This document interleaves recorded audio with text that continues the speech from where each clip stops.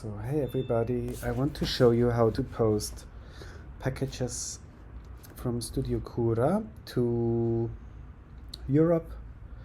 So all you need to know, or at least like what I found out sending my package to Europe, I'm gonna share with you.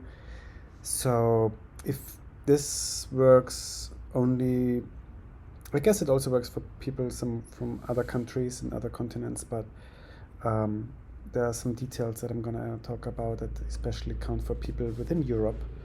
So you can Google Japan Post International Parcel and you get to the Japanese post website. And in order to send packages, you need to register them beforehand. So before you go to the post office, you get on this website, you create a page. So yeah, you create an account here and then you log in. You onto this page in your My Page menu. So before we go to the post office, we need to register our shipment beforehand. How we're gonna do this? We go here to create a new label.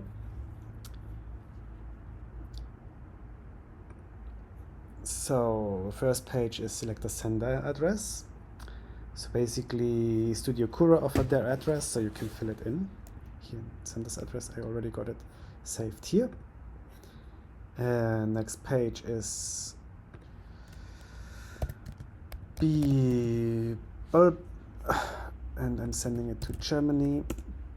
And let's say like Allerstraße 1 in, I don't know, that's Frankfurt, just, I don't know.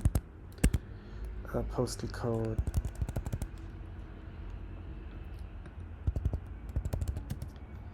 and phone number is 017777777, and then you can do an email address at gmail.com, for example. So this is your address of the recipient, and it brings you to the third page. We're gonna send a package, so we're gonna choose postal parcel. And it basically brings you to select like between those two options. You can either choose air, which is faster but also more expensive, or you can choose surface, which is slower and it takes quite some time, but it's also way cheaper. I was sending my package from Studio Kura to Germany and I sent it via surface. And it was around 10 kilo package and it costed me around 50 euros. And at the same time, there was another artist that sent 10 kilos to Belgium via air and it was 150 euros. So be aware, that can get quite pricey. But also if you need it and if you're in a hurry, then there's no other option.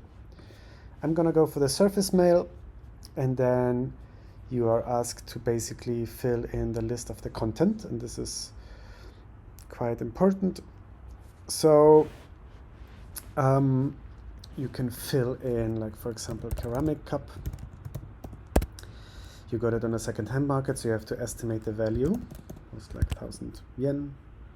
Got it in Japan, and you got, let's say you got 2 cups. So it's very important here, especially for people in Europe. This is something, if you send your package, you should research yourself. As if you're sending it to Europe, you're additionally asked to fill in this code. This does not apply to everybody, so please figure out, do some research if you need that. One artist from the UK did not need this code and it was fine without that, so you can click confirm already.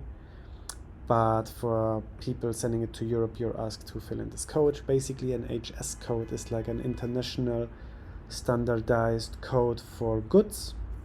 So the customs in the country you send it out and the customs you receive it, they know what's inside.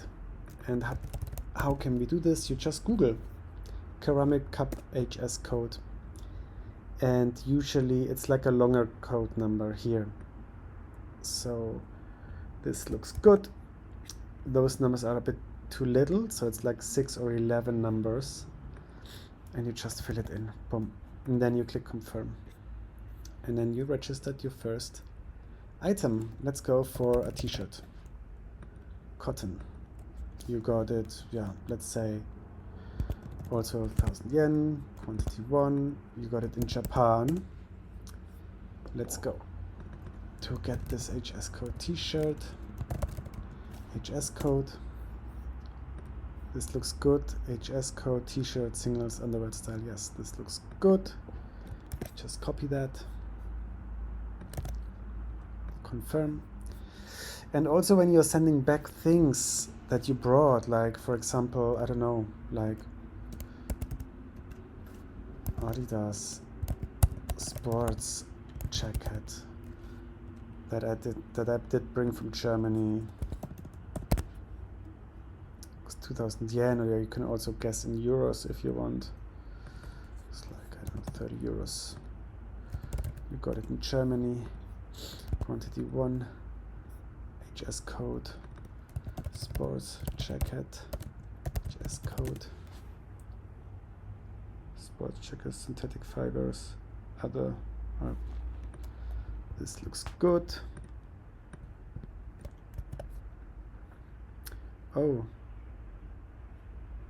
Men's track jacket imports. Yeah, sometimes it's a bit confusing. Cotton men's jacket, blazer. I'm just gonna go with that one. Sports jacket, synthetic is great. Zack, confirm. So you do this with all the items that you send. You want a list. Here's very important to also watch out that you don't send anything that's not allowed. Like liquids are tricky, and fires and batteries and all of that stuff. So be sure you're just filling in stuff and sending stuff that's allowed. And once you're done, you can do the content type. The best is of course to go for gifts, because like, yeah, it's your personal thing. I don't know. That's what I did. And then here, oh wait, what's happening? Oh yeah, you check that. Oh, what happened here? Oh, what's going on here? There's no input here. Total value, please input. Ah, okay, I see. Because we have to do that in yen. Okay. So 2,000 yen, something like this. So basically now you can see there's like your total amount of yen. Here it's very important to be aware of keeping it below 200,000 yen. Otherwise your parcel will be handled differently, because it's like very valuable. And this is something to watch out when you fill in this list, to keep it under 200,000 yen. You go to next. Here you can choose the date of shipping. This is when you bring it to the post office. They will also like weigh it. You can insure it here. Fully insure it or just partly. 400 yen, that's okay. Here you can choose what happens if delivery fails. You can redirect it. In that case, you will be asked to write the address for redirection on your parcel at the post office. Here, I don't really need this. It's non-commercial value. This is only when you're a company and you have like all those commercial tax numbers. And here's basically to send you updates to your email that you registered earlier. What happened with the package, if it left Japan, if it's in the custom, if it's delivered. So that's quite handy if you want to stay on top of your parcel. Click next. So here's the address of Studio Kura. Here's my recipient address. In Germany, here's the list of goods and also the total amount. You can double check that. Below 200,000 yen, that's fine. Okay, that looks good. Now we register the shipment, brings you to this. And here you can go into printing, and it gives you basically here the PDF. And this is really important here. You should definitely download it, and you can either then print it yourself and bring it to the post office, or you can also like just download it and show them your PDF and this code. Once they have this code, they can also print it out at the post office. And here basically it's everything that you registered, including the HS codes. Very important for Europe. For other countries it might be different, so again, please check if you need them.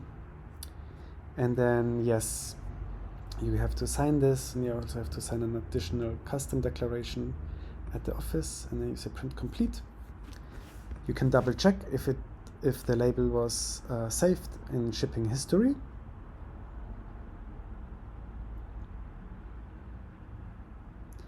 And now here we see this was yesterday, this was my parcel yesterday. Here is the shipment that we just registered. We can check the description. Yes. Perfect. Now you can go to the post office and send your package. Happy posting, everybody. Bye bye.